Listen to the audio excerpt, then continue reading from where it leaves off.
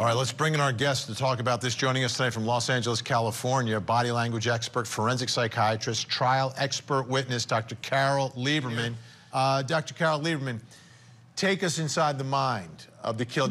Now, obviously, this man's accused of doing it, so let's go inside his mind. What do you think, from what you've learned about studying what's been released so far about this man, his background, everything else? What strikes you about the mind of this accused killer? Well, from the very beginning, I have stated that he is an incel.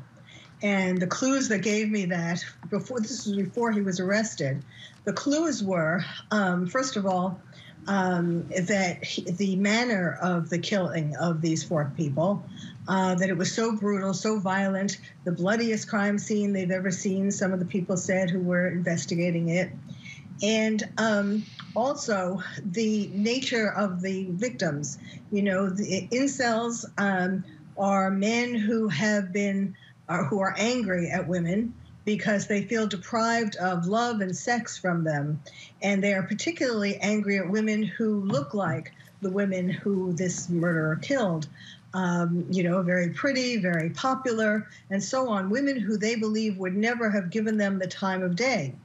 So those two things fit together, and you know, I believed and I stated that police should be looking for an incel, and then lo and behold, Brian Kohberger was arrested, and he does fit this pattern from his history. He has a history of being rejected by women starting in middle school. So, Dr. Carole Lieberman, let's go somewhere else here. A lot was made, especially in the beginning when we first found out about him and his background, his area of study, his area of education. What impact, if any, do you think that had on him?